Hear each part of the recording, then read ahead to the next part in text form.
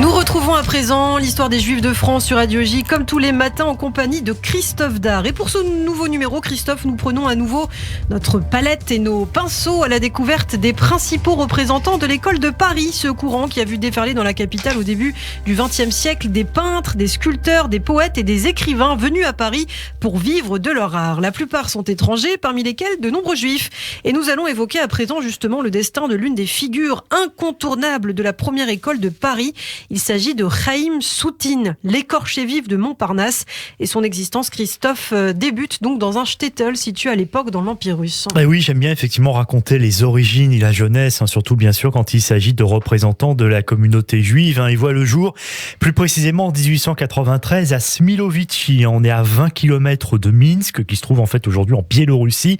Et à cette époque, le shtetl de Smilovici fait en fait partie du ghetto de la Russie tsariste, ce que l'on appelle alors la zone de résidence qui couvre la partie ouest de la Russie, créée par l'impératrice Catherine II, c'était au XVIIIe siècle. Fondée pour empêcher les Juifs d'aller s'installer en masse ailleurs dans l'Empire russe, cette zone regroupe alors le plus grand nombre de Juifs du monde entier. Exactement, elle couvre pour un quart de la population européenne de l'Empire russe et inclut la plus grande partie de ce qui est à présent la Lituanie, la Biélorussie, la Pologne, la Moldavie, l'Ukraine et des parties de l'ouest de la Russie. Donc vous voyez, cette zone de résidence est vraiment effectivement un espace très important. Et d'ailleurs, à l'intérieur, certaines villes, même s'ils sont censés être libres, si on peut dire, certaines villes leur sont interdites aux Juifs dans cette zone de résidence. Rares sont ceux d'ailleurs à pouvoir vivre ailleurs que dans cette zone. Et il arrive même que des Juifs soient contraints de vivre dans cet espace lorsqu'ils ont été expulsés, comme cela a été le cas par exemple à Moscou, Saint-Pétersbourg ou encore Kiev à la fin du 19e siècle. L'existence dans les shtetls est difficile, on l'imagine bien, surpopulation, manque de confort, insalubrité, sous-alimentation et absence d'eau potable. Les conditions de vie des Juifs sont globalement précaires dans l'Empire russe et s'aggravent même à l'époque de la naissance de Soutine suite à la promulgation en 1882 par le tsar Alexandre III de ce que l'on appelle les lois de mai. Alors c'est important effectivement d'évoquer ces textes car ils imposent une politique systématique de discrimination qui bannit les Juifs de toutes les zones rurales et des villes de moins de 10 000 habitants, même dans la zone de résidence. Des quotas stricts sont fixés concernant le nombre de Juifs autorisés dans l'enseignement secondaire et supérieur. Par exemple, seulement 10% à l'intérieur de la zone, 5% à l'extérieur, à l'exception de Moscou et Saint-Pétersbourg où le quota est maintenu à seulement 3%. Dans de nombreuses villes à forte population juive, les écoles sont à moitié vides. De nombreux étudiants juifs se voient interdits de s'inscrire dans les écoles et les universités. Et ce n'est pas tout, puisqu'en 1889, les Juifs ont également interdiction de s'inscrire au barreau des avocats. Et 3 ans plus tard, il est décidé que les Juifs n'ont pas le droit de participer aux élections locales. À la même période, la loi concernant les prénoms impose un châtiment criminel aux Juifs qui essaient d'adopter des prénoms chrétiens. Ces lois de mai, liées à l'augmentation des pogroms contre les Juifs, provoquent une immigration massive de 1881 à 1920. Plus de 2 millions de Juifs quittent ainsi l'Empire russe pour s'installer aux États-Unis principalement. Mais les plus pauvres n'ont évidemment pas les moyens de partir et restent donc dans ces ghettos, ces shtetls. C'est le cas de la famille de Soutine qui compte quand même 11 enfants. Et on n'a presque aucune trace de son enfance, pas de registre de naissance, peu de témoignages. Et puis Soutine, un peu bavard, n'a jamais évoqué cette période difficile de sa vie. Il semble que son père, Salomon, est un tailleur très pauvre et que la mère s'occupe des enfants, ce qui est sûr, et que la famille est orthodoxe et pratiquante. Et petit d'ailleurs, Soutine fréquente une yeshiva. Mais le petit garçon a une passion précoce, le dessin. Or, la loi hébraïque interdit toute représentation humaine ou animale. Vers l'âge de 9 ans, on l'envoie donc en apprentissage chez son beau-frère tailleur à Minsk. C'est là qu'il va rencontrer un autre juif biélorusse qui a à peu près le même âge que lui, c'est Michel Kikoïn. Et ils suivent des cours de dessin ensemble et c'est là que va se produire un incident qui va sans doute avoir évidemment une influence déterminante sur la carrière de celui qui n'est encore qu'un adolescent. Soutine fait le portrait d'un vieil homme qui ressemble, on le suppose, à un rabbin, mais le fils de celui que l'on présume être un rabbin le frappe à telle enseigne que Chaim ne peut pas marcher pendant au moins une semaine. Alors bien sûr, vous imaginez le scandale, les parents déposent plainte et ils obtiennent un peu d'argent en dédommagement et cela aurait financé le départ de leur fils pour Vilnius qui est pas très loin, mais bon, quand on n'a pas d'argent, c'était évidemment compliqué à l'époque.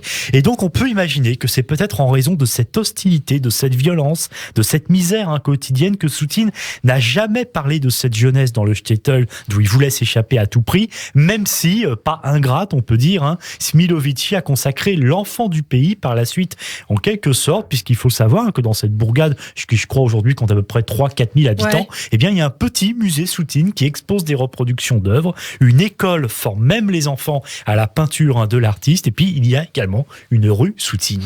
C'est donc à Vilnius que Soutine arrive en 1909. D'emblée, le jeune homme se sent bien, car la ville surnommée la Jérusalem de Lituanie est un carrefour du judaïsme et de la culture yiddish. À cette période, un tiers de la population de Vilnius est juive.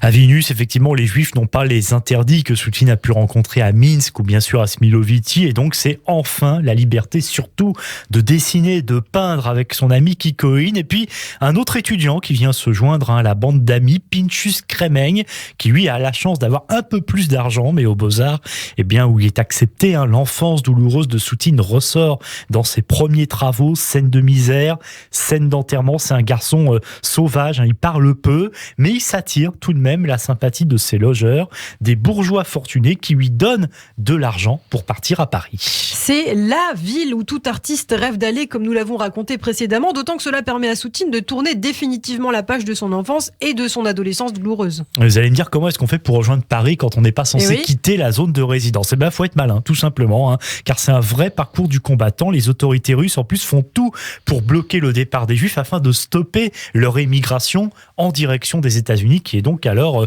très importante. Ainsi, Kremeng, donc le premier à partir, je vous rappelle que c'est celui qui a un peu plus les moyens, eh bien, passe la frontière germano-russe en fraude avec un groupe de fugitifs et il paye un passeur. Voilà comment ça se passait. Et comme c'est risqué, ça marche quand même pour Kremeng, puis Kikoïn et enfin Soutine, qui donc part à son tour. Alors, Chaim Soutine arrive enfin à Paris. Nous sommes en 1912. Il s'installe à Montparnasse, à la Ruche, qu'on connaît, où il loue de temps en temps un petit atelier bon marché. Il retrouve bien sûr ses amis Kremeng et Kikoïn. Il étudie la peinture et très vite, se révèle chez lui un caractère perfectionniste. Et oui, il peint sur de vieilles croûtes achetées aux puces de Clignancourt. Il les lacère à la moindre déception ou critique, avec furie. Il n'hésite pas même à les recoudre par la suite pour s'en resservir s'il n'a pas de toile sous la main.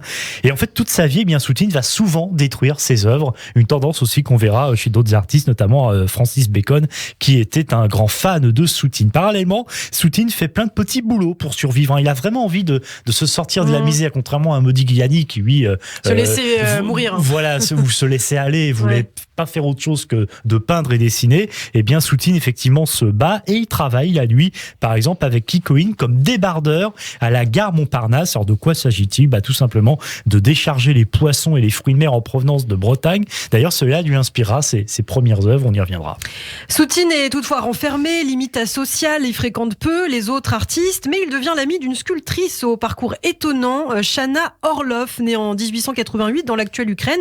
Elle a fui les pogroms avec sa famille pour émigrer en Palestine britannique en 1905, qui fait alors partie de l'Empire ottoman. Tailleuse et couturière, elle a même aidé les nouveaux immigrants à venir s'installer avant de quitter le futur État d'Israël 5 ans plus tard et de s'installer à Paris. Soutine devient également l'ami surtout d'Amedeo Modigliani. À cette époque, Modigliani sculpte, Soutine peint. Très vite, une amitié se noue, alors que tous les opposent. Modigliani, c'est ce dandy soigné, extraverti qui dit Dante. Quand Soutine, sale, taciturne, lui lit le petit parisien, deux salles, deux ambiances. Mais il y a une vraie admiration réciproque. Modigliani donne confiance en Soutine, faut dire qu'il en manque pas mal, le jeune homme, et puis lui dit qu'il est un grand peintre, qu'il y arrivera. Et Modigliani a d'ailleurs, par ailleurs, réalisé plusieurs portraits de Soutine. Et les deux artistes qui partagent un quotidien donc de bohème, c'est ce que nous verrons au prochain épisode de l'histoire des Juifs de France. Merci beaucoup Christophe, et rendez-vous donc très vite pour poursuivre notre portrait de Chaim Soutine.